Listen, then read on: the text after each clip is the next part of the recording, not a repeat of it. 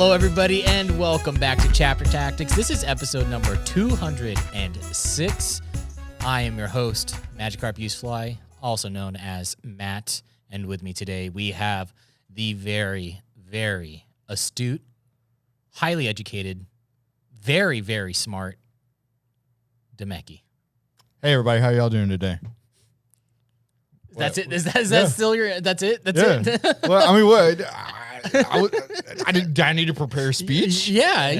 I set you up so much. You just had to spike the ball. You just let it hit your head.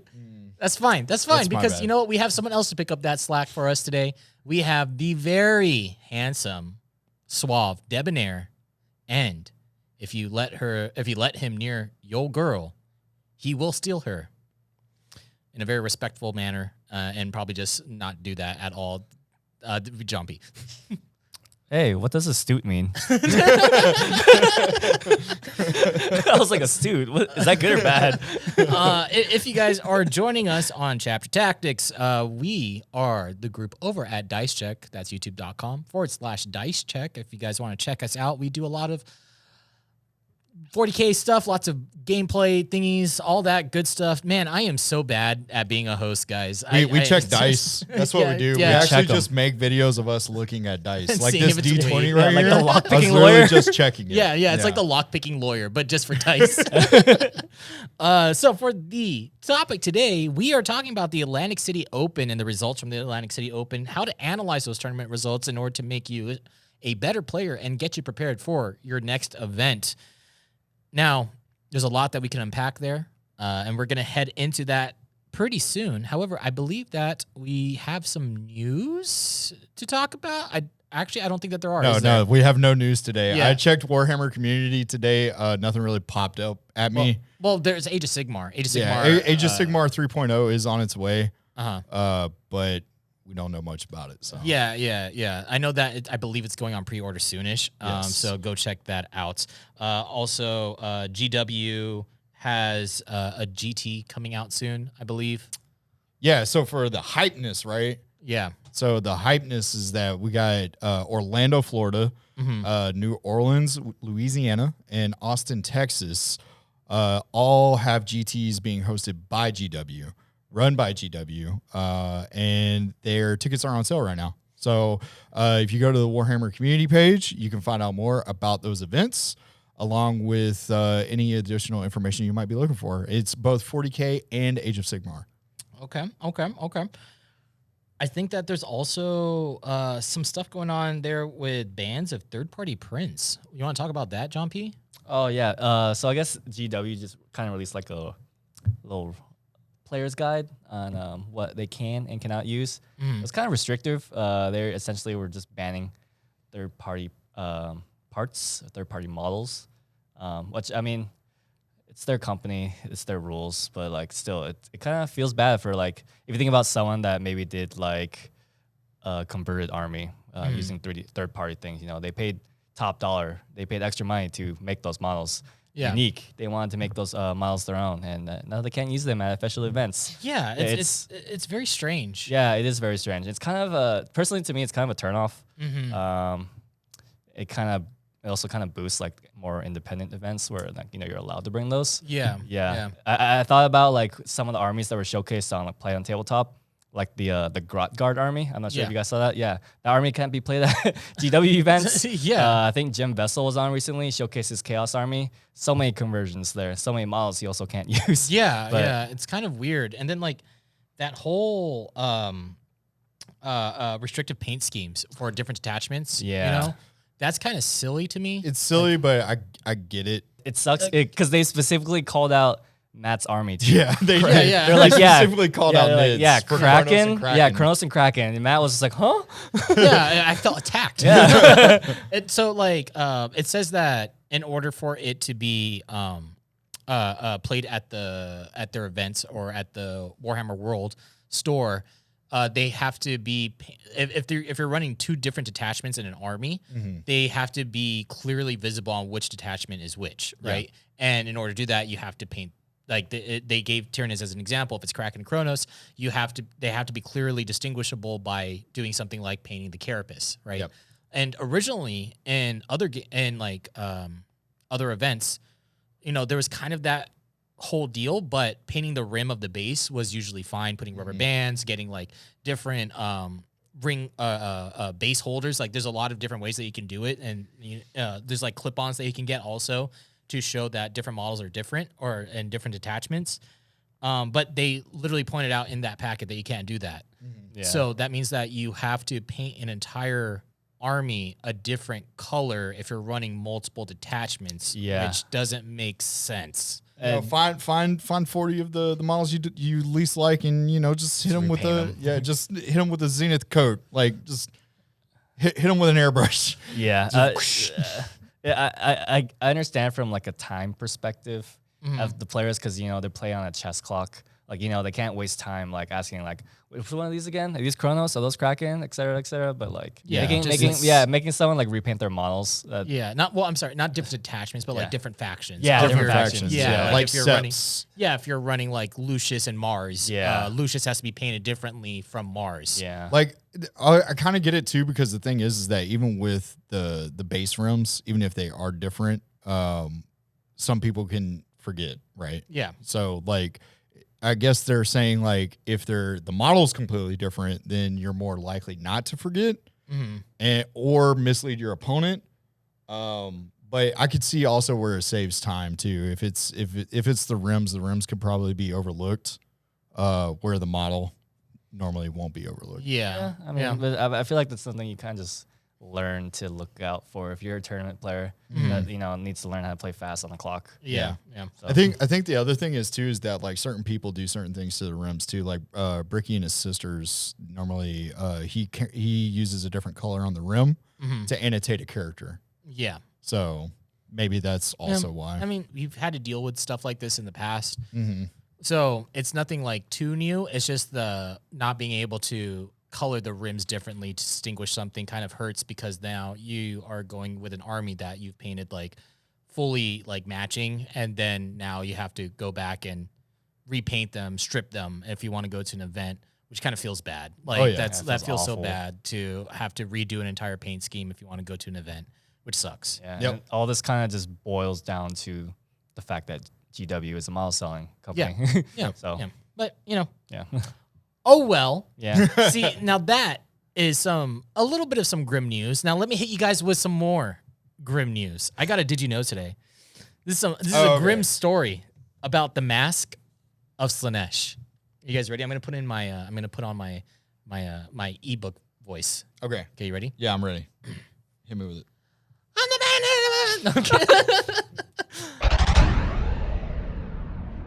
man. Once the handmaiden of Slaanesh, combing the Dark Prince's hair and oiling it with fragrant balms. She would give Slaanesh joy and laughter by performing a dance whenever the Dark Prince was feeling grim. The mask would pirouette, leap, and enrapture the god with beautiful acrobatic displays of movement. This all came to an ironic end when the Dark Prince would be tricked by Tzeentch into joining an unwinnable battle against both Khorne and Nurgle during the Provocation Wars. Fallen into utter defeat and humiliation, the mask decided to perform her best and most enticing dance she's ever performed. But Slaanesh was not amused. In fact, the Dark Prince felt as though he were being mocked for his defeat, and in his frustration casted a curse onto the handmaiden, branding her as a traitor and forcing her to dance without pause for all eternity. So the mask danced. She danced in front of her mortal enemies. She danced in front of the gates of Khorne. She danced to mock the bloodletters. All mortals and demons alike were forced to watch the once glorified handmaiden dance with such enthusiasm and energy it compelled them to dance as well. And such is the curse of the mask, to forever dance, forcing anyone who watches her to take part in the dance as well, to dance until they cannot dance any longer, until their final breath leaves their exhausted body. Sheesh. You can dance if you want to. You can leave your friends behind. Because your friends don't dance, and if they don't dance, well, they're no friends of mine. Dude, I always thought that the Mask of Slaanesh, like the mask is like just a cool story. Just Yeah. hey, dude, you want one dance? Let's go, brother. Hey, can you play some music? Is this how Charlie Daniels came up with The Devil Went Down to Georgia? Y'all got Kanye? Like this shit. Yeah, so that's the Did You Know? It's just like a small piece of lore before we go into the main topic here. Before we start off, just want to say that this show is brought to you by FrontlineGaming.org, where you can get not only amazing game mats for not just your 40K games, but also any tabletop game out there. Purchase miniatures at a discounted price and join some of the largest 40K events in the industry. They also have the largest 40K podcast network in the business with shows like Signals from the Frontline, Chapter Tactics, 40K Game Changers, along with new shows dropping on the network very soon. That's frontlinegaming.org, or you can click on the link in the description of this podcast on all of the social media goodies. I feel like I'm talking a lot today, guys. 40K Game Changers was a close one there. Yeah, I know. I'm so sorry. I almost messed that up. We almost got canceled on Twitch. I think that there's Signals from the Frontline has now been revamped. Reese is no longer doing Signals from the Frontline. Yeah. They got some new people. We got some new young guns in there. Mm-hmm. It's pretty interesting. It's pretty cool. Everybody, give your loves and your shout outs to Reese. In the comment section of this episode, just say we love you, Reese. So then he can feel good about himself because he is a hardworking man and has a beautiful mustache. Mm-hmm. Mm-hmm. I do like his shirt selection too. I do love his shirt selection. It's really cool. I went out and bought the same shirt. Yeah. What are you wearing today, dude? Oh, today I'm wearing Vert to Furt. That people listening to the podcast don't know what they're supposed to be looking at. All right, so let's get into the topic overview of this. The games have been played and the dust has settled. Next week, another tournament will be played, and the dust will settle once more. And the next week, and the next week, and the next week. With all these stats coming in and all these finishes popping up at the events, Tau, Sisters, Mech, Drukari, how do we consolidate all this information to make ourselves better players and prepare for the next tournament? Boom. Mic drop. Boom. That's it. That's the podcast. Just slaps over his mic drop. Yeah. So the ACO just ended. Obviously, this is a tournament that happened where it was pre-FAQ of Drukari. So this is before Liquefiers got nerfed. Yep. Dark Technomancers got... Well, Liquefiers didn't get nerfed, but Dark Technomancers got nerfed. Sounds like such a good time for me. Yeah, for you. And it's also pre-AdMech. Yeah. Also. Yeah. Pre-Sisters also. Pre-Sisters, Yeah. Exactly. Yeah.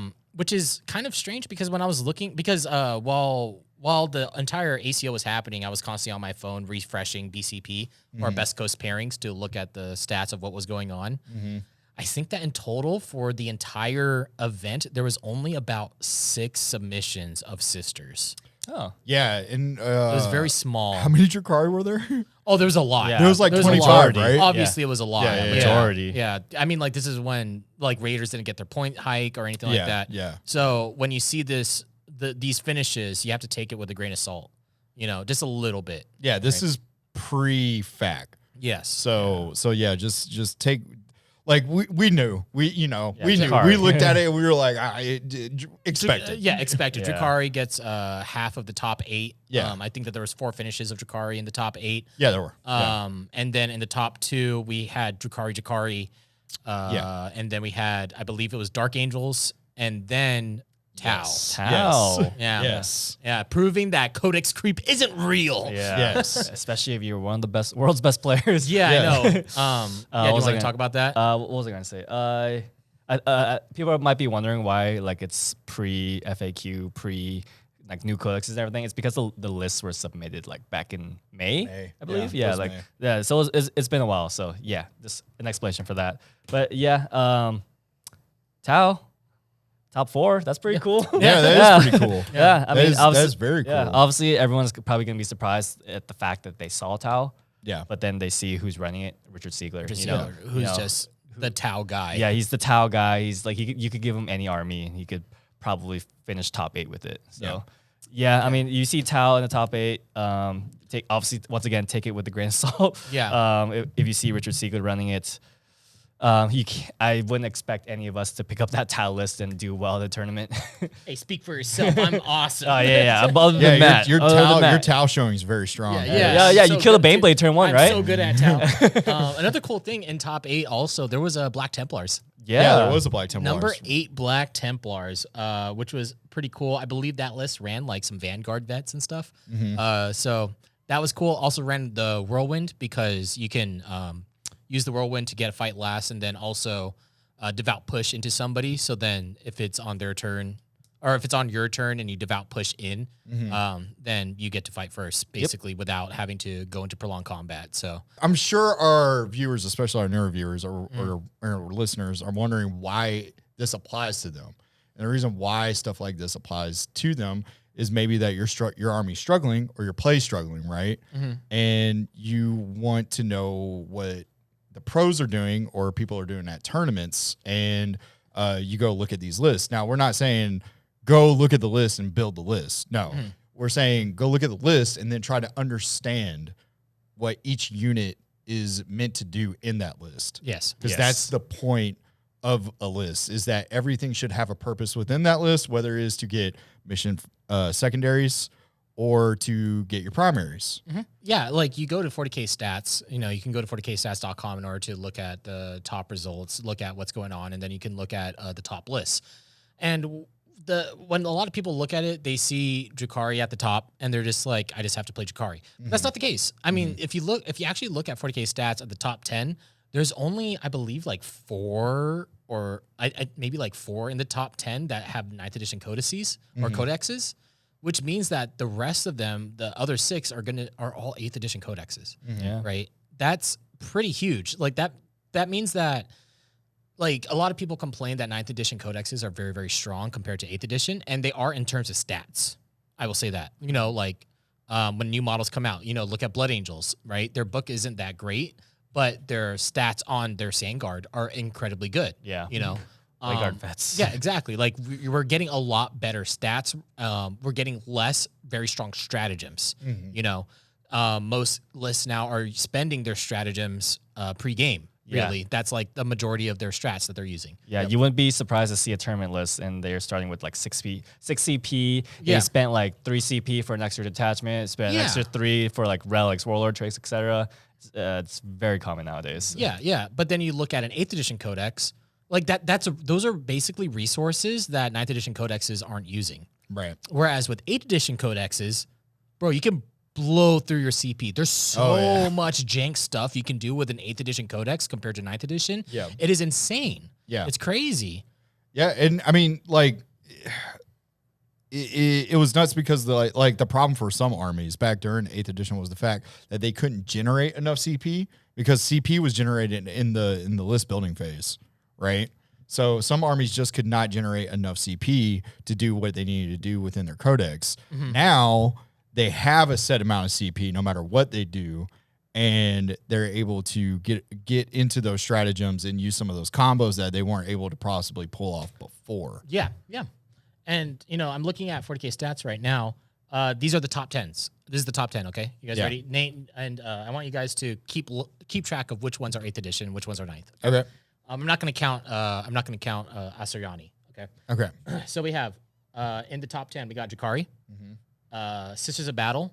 This is obviously going to be before the new codex, right? Cult Mechanicus, which is AdMech, pre-codex as well. Renegade Knights. We'll say that we don't count that because it's only about like 100 games. So we'll go to the next one under Harlequins, okay? Death Guard, Chaos Demons, Orcs, White Scars. You literally only said 2 that had 9th codexes. Yeah. No, there's 3. Was there 3? What was the third? Drukari, Death Guard, White Scars. Yeah, White Scars. Oh, White Scars. yeah, technically, yeah. There, it's like half of a 9th codex. Yeah, they didn't get their supplement yet, but I mean, they have access. They have new transhuman. They have Oats a moment. Exactly. And these are, the top 10 armies with like, almost a 50% win rate. Like the bottom 2 have 49%. But even with that, that's so many armies that are 8th edition codexes that people haven't really, like, a lot of people say that if you don't have a 9th edition codex, you're basically done. But that's not true. Like, there's so many 8th edition codexes out there and a bunch of jank stuff that you can work with. I think when people say that too, I think they're also counting on the secondaries that come with their 9th edition codex right. So now they have access to all these other secondaries that they normally wouldn't have access to if they were running an 8th. But honest to God, even playing Death Guard lately, I haven't really used any of Death Guard's 9th edition secondaries. Like it's mostly still just been 9th edition's GT book secondaries. Yeah, and I feel like sometimes too the codex specific secondaries are kind of a trap. Yeah. Like if you think about the Space Wolves one, Warrior Pride, it kind of forces you to you score points if you either charge with 2 units or have 2 units in engagement range with enemy units, which kind of forces you to, I guess, make charges that you might not need to make or play a way you don't want to play. Same with like the Admech and Sisters Codex. They have that one where it's like the Admech one has the hidden Archaeovolt, where you point out one specific, or your opponent points out one specific objective marker, and that one is the one where you score points on. Yeah. And that forces you to put all your eggs into that one basket, and it feels bad because your opponent knows exactly what you're doing, and they're gonna counter you. Yeah, you know? but who cares about that when you have Oath's Moment? Exactly. So. I mean, dude, that's probably the best secondary so far. Yeah. Well, the Oath's Necron Moment secondary is is so pretty good. good. Yeah. Reverse engage. Yeah. There's still some good secondaries out there. I'm just saying that like a lot of people are caught up in 9th edition codexes when 8th edition is good. I mean, like, dude, you can literally run Emperor's Children with Noise Marines. You can run like you can have them do like 60 shots with a drop pod. Come in T1 with the forge roll drop pod or whatever it's called. Come in T1, land in the middle of the field, do 60 shots hitting on 2s, re-rolling the hit roll, and then strength 5, 0 AP, 2 damage weapons, wounding on like 3s because you get +1 from Veterans of the Long War. Like that would not fly in 9th edition. That would not work in 9th edition, but you have access to that because you have an 8th edition codex. Yeah, as you can see, they just removed the double shooting on the Daggerbots. So something like that is not. Yeah, it's not gonna make it. Yeah. So one of the big problems that I see here also is that, and this is like where I want to know more information because this is all talking about how you take the tournament and you kind of learn how to mold your army or like your game plan to what you're seeing is winning, right? Right. And we touched about that a little bit, but it's kind of hard to do that because BCP doesn't have things like secondaries. Yeah. Right. Yeah. And I think that's a big problem. That I would love to see information about secondaries on what secondaries people are taking. Yeah. I like they just give you like the numbers, right, of like how many points they scored. Yeah. And then like green is a win and then red's the loss. Yeah. And if you're like you pay for the app, then you can look at lists. Yeah. But like, I think it would be a lot more helpful if you had the lists and you had the secondaries. That way you can actually break down like, oh, so this unit's supposed to be doing that. This unit's supposed to be doing that. That one scores here, blah, blah, blah. Yeah. Yeah. But I mean, I guess you can kind of assume looking at a list, but like, they might do something like completely off the wall and do something you might not expect. That you might like, even expect unless like you hear them through the grapevine on some type of like obscure podcast or something like that, or like obscure Facebook post. Yeah, or you kind of, I think the way I usually learn of like what tournament lists are doing is usually just Goonhammer articles because they have all that access. Oh yeah, because they have access to all that, but because they have access to the players and stuff, and they can just like write an article real quick and be like, oh yeah, they took this secondary. But usually you can look at a list and be like, oh, this list is taking engage. Yeah. This list is taking while we stand, we fight. Yeah. This one is taking this. These are the different ways that they can flex it. But I do wish that they did have the secondaries just a little bit. it'd be nice. And even though this is pre-FAQ, we still have a lot of data here that we can look at and understand. We have a bunch of lists that we can look at and understand and look at to see why they won, right? Yeah. Obviously, this is pre-FAQ, so this is different from the Dark Technomancers, but the same idea still applies. Yeah. Right? You have to look at the tournament, look at the context of the tournament, look at what's popular and what people are attacking against. So you kind of use this as a way to look at the next tournament. What's going to be big at the next tournament? It's probably going to be Drukhari still. Also, new Admech is going to be coming in. New sisters. But see, you can look at this list and understand that it's probably not going to be a lot of sisters. Because at this tournament, there really wasn't a lot of sisters showing up, right? So going into the next tournament, you could be like, there's probably not going to be a lot of sisters that I'm going to have to face, which is good because now you kind of like put that on the wayside of just saying, I'm probably not going to face sisters, even though they were the second or first strongest army in the game for like the longest time during 9th edition. we're still not seeing them show up because not a lot of people play them. Yeah, and I think also with Sisters, they kind of share the same stat lines as Mech and Drukari. So if you do run the Sisters, if you built a list to go that does well against Drukari or Mech, you'll also do well against Sisters probably. Yeah, yeah. There's a lot of stuff that have the same thing. Like they're all T3s. Yeah, they're all 1 wound bodies.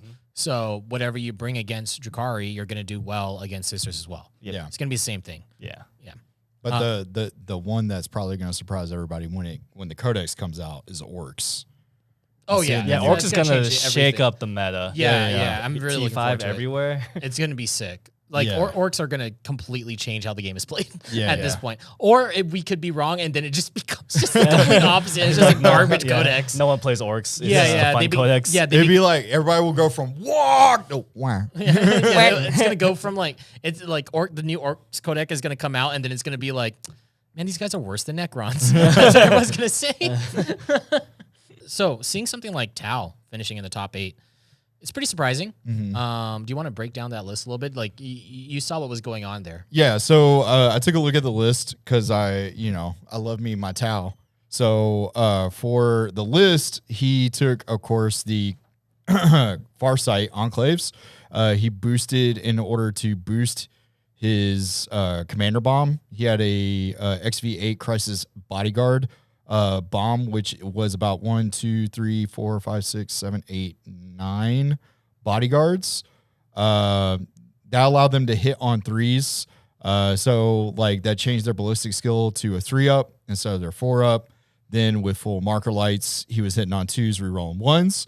So that was one of the things that I noticed. And the interesting thing about it though was that he took the advanced targeting system with these guys and missile pods. So a missile pod is a weapon that has 2 shots. It has 7 strength. It's -1 AP and it's D3 damage. So that was one thing that popped out at me. He also took a Riptide with 2 fusion blasters and then the prototype ion accelerator, the amplified ion accelerator. So that also popped out at me. He didn't bring the heavy burst cannon. He didn't really need to because from what I can tell, that was what the bodyguards were supposed to do. They were supposed to clear off any chaff that was there.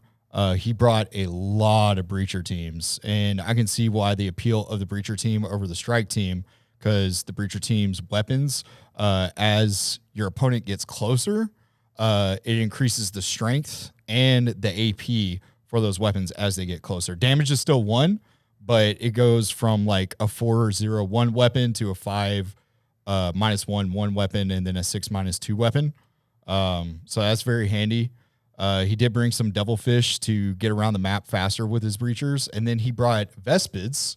I'm pretty sure he probably brought those to either like finish deploying scramblers or just to get engaged on all fronts. And then he brought Pathfinder team for marker lights, I'm sure.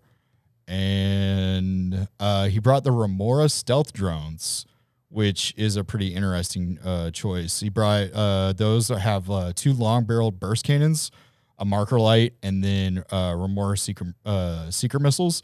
So like that allowed him, because they're vehicles or they're drones, that allowed him to fire the marker light and also the other weapons, which is normally a drawback for Tau, right? Yeah. You fire a marker light, that's all you get.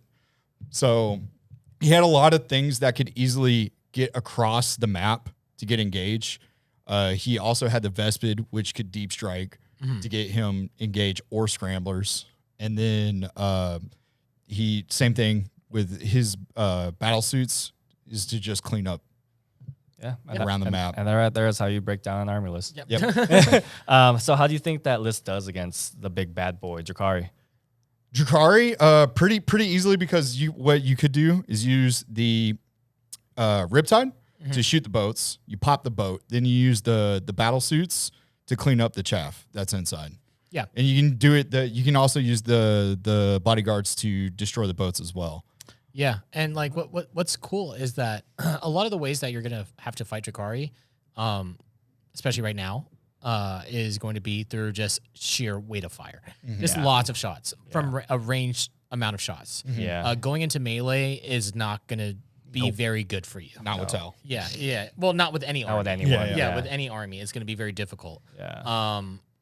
Because like if you're more melee based, you have to pop the raiders. If you don't pop the raiders, and we've heard about this multiple times, the best way to deal with Drukari is that you need to get rid of the raiders as fast as possible, make it a pinata, and then gather up all the stuff that falls out of it and kill it, right? And so it's interesting that Tau is coming in as another 8th edition codex coming into a 9th edition world, right? Where Richard Siegler sees that you need to be able to shoot at stuff. Yep. And he sees that the best way to get rid of Drukari is from far away. And so he brings in a lot of shots in order to clear up these raiders, in order to clear up the chaff and the infantry and everything like that, and still find ways to get points on the board. Now, unfortunately, if you look at his games, you see that he actually scores not that high. Yeah. Right? I think off of this game, he scored maybe 87 points on the final game that he ran. Which is actually pretty low for a finish, right? Everything else is going to be 90, 100, 93. But it's just that's kind of how 8th edition codexes work. You're not going to score as much as your opponent, right? Or you're not going to score as much as the top armies because it's kind of just hard to do. And I think that that's where the problem lies, is that you can get these wins when it comes to 8th edition codexes, but it depends on how many points you're accumulating, because that's how you're going to be getting into these top 8 finishes and these top 4 finishes. You can win multiple games, but if your score is low, it doesn't mean jack. Yep. Right? You're not going to get into the place that you want to get. You're not going to get into that top 8. Yeah, you could 6-0 with 60 points each game. Yeah. And not be in the top 8. Yeah. And some guy with 5 wins will top 8 because he scored 100. Yeah. Yeah. It's just stuff like that. It's just all things that you're going to have to that you have to kind of take into consideration here. Brad Chester gets on the first gets number 1. He wins with Drukari. Nick Nadavati also getting number 2 with Drukari as well. They both have similar points, but Brad Chester, I think that the game, if I remember correctly, it was actually Brad Chester versus Nick Nadavati that Nick Nadavati lost. And so that's how Brad Chester was able to get more points than him in order to get into the first place win. We got Thomas Ogden coming in with Dark Angels. Richard Siegler coming in with Tau. Charlie Andre running with Dark Angels. Sean Naden running Eldari, which is basically just going to be a suit between Drukari and probably maybe Craft Worlds. And then we have Anthony Vanilla coming in with Drukari. Sasha Elderkraut coming in with Black Templars. Ben Sherwin coming in with Drukari at number 9. And then Anthony Birdsong coming in with Drukari at number 10. Again, like I said, it was just going to be 4 out of half of the half of the armies that got into the top 10 are Drukari. And this is off of pre-FAQ. So we don't want to talk too much about the tournament just because it's pre-FAQ. At this point, it doesn't even matter anymore. Right? Yeah. The next tournament is going to be the one that's going to matter, because that's going to have the new FAQ stuff, because there's been a lot of changes when it comes to Drukari. There's been a lot of changes when it comes to the mission secondaries. It kind of sucks that this is a huge event that happened, but it's pretty much non-existent. Yeah. Yeah.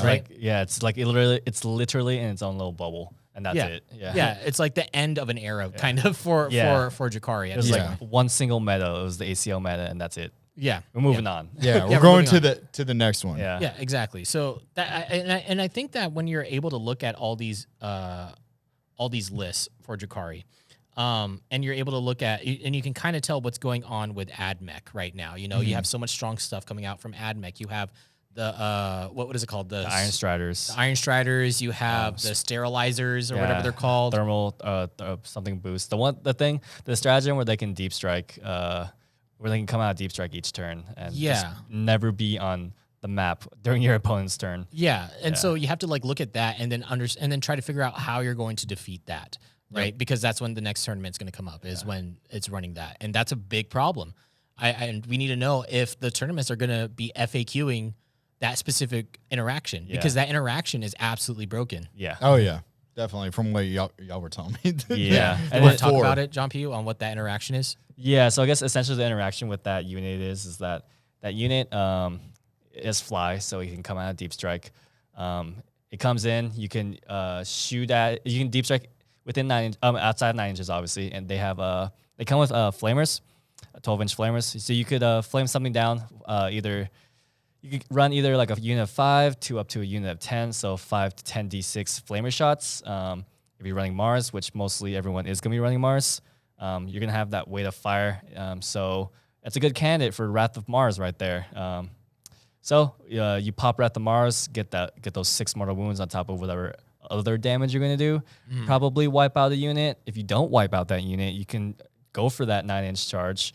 Once you make that 9-inch charge, that unit has a shock assault like rule where when they make a charge, they gain an extra attack, 3 attacks per guy, 4 damage minus 1 AP, 1 damage.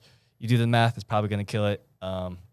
At that point, you just use the stratagem to remove that unit from the battlefield and return it to the field on the next reinforcements step of your movement phase. It's literally you cannot interact with it at all. Your opponent cannot touch that unit at all. It's pretty broken. It doesn't say once per battle. Nope. Nope.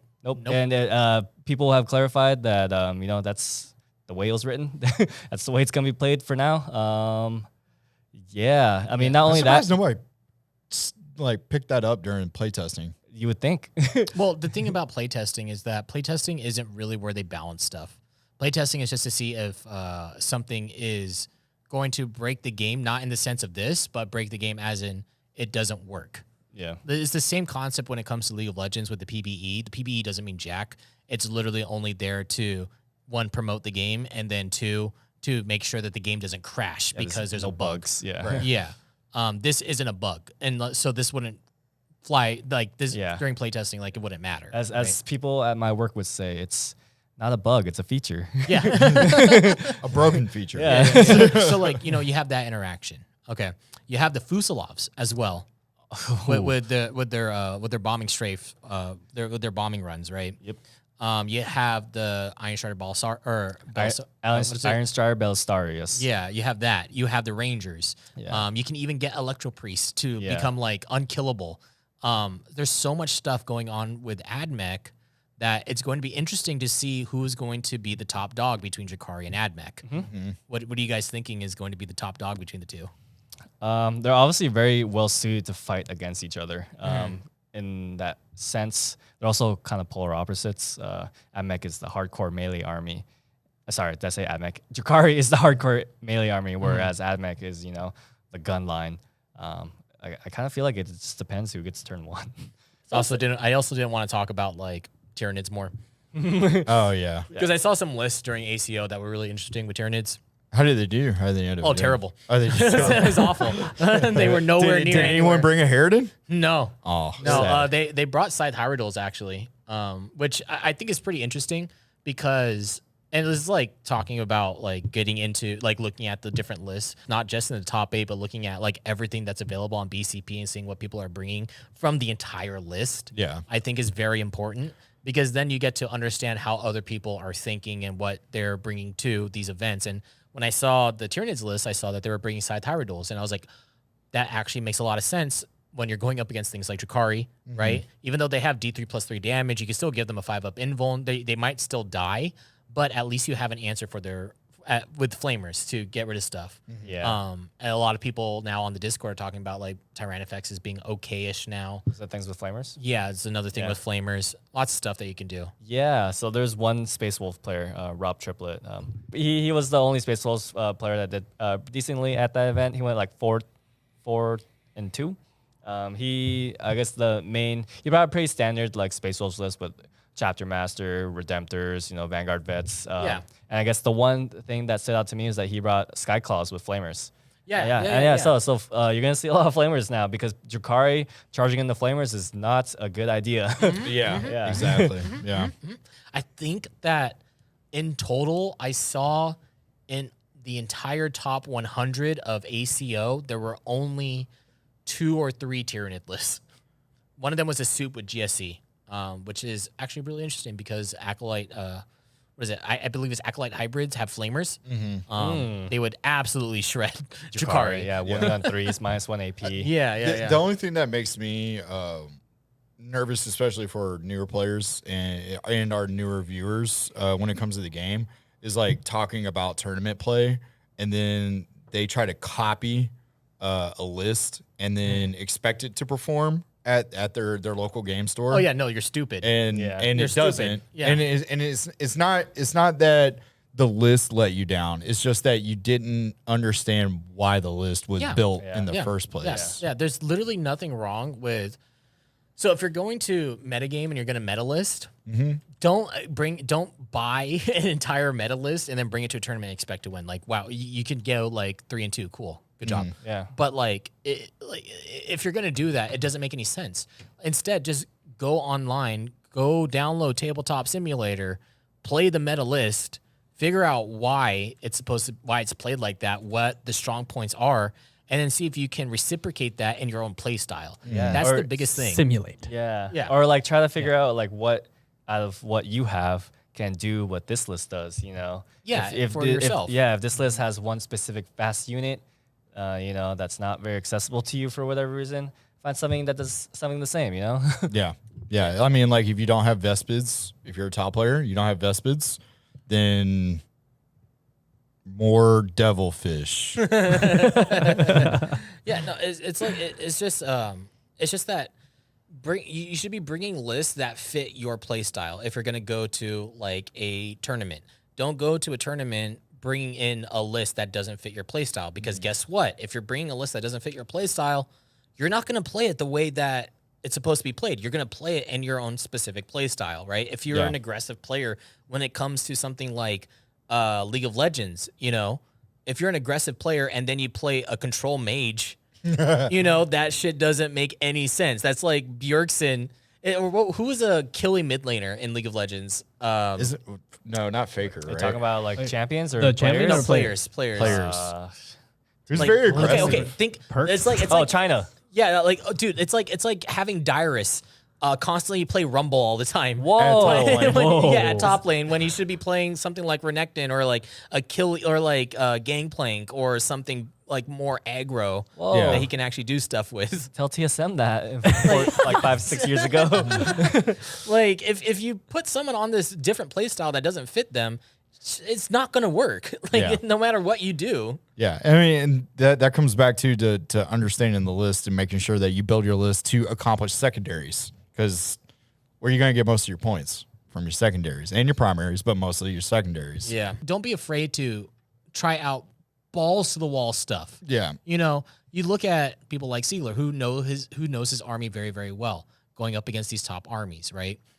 And he knows the army so well that he's able to go like just balls to the wall and figure out like different things that would work for specifically his playstyle. It doesn't even have to be his own playstyle. It could be your own playstyle. As long as you know what you're doing, as long as you're playing it correctly and you're sticking to your game plan, you can pretty much do whatever you want. And you can get the wins that you want to get to as long as you know what you're going up against, what you need to fight against, what is going to be the meta, and you just basically counter the meta. It's the same thing that happens with Yu-Gi-Oh! It's the same thing that happens with Magic, where you find out what's really strong, and then you just play the opposite. Yeah. Demeki, you have experience with competing against top 8 Magic decks. What did you do for that? So yeah, I mean, like Magic is way easier because it's a little bit more accessible, right? You can get to certain things at the touch of a button.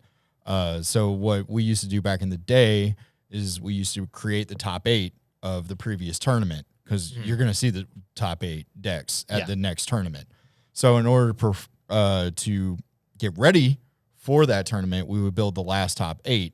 Then we would take our decks and put them against the top 8 and see how they do. Then we might make... So what you're saying is that's completely unful to do here. Yeah, because you would need to. you need all these armies. Yeah. So but- what you're telling me is that we need to make. What you're telling me is that Art of War has an incredibly unfair advantage in the fact that they have all the top players living With in the top armies. with the top armies living in the same house, fighting against each other all the time. Yeah, so Yeah. like that So was is my that what you're house. saying? Is Yeah, that what you're that saying? was my Yep. house. But I mean, we weren't the top Magic players. so you're but saying that's we're what all I'm saying. screwed. Yeah, we're screwed. All right, essentially, we're yeah. Okay, welcome to Chapter Tactics, where we can. We're all screwed. I well, mean, we're but- all screwed.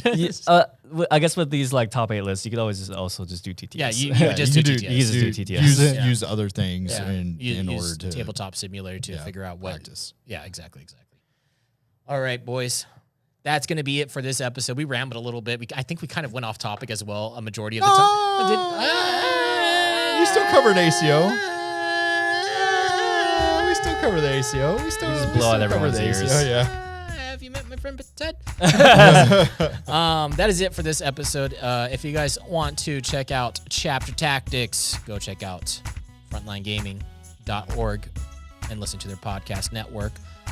You can also head on over to patreon.com/Chapter Tactics in order to support Chapter Tactics. And if you can, press the like, press the subscribe button. Enjoy us in your ear holes. And we will see you guys on the next episode. Bye-bye.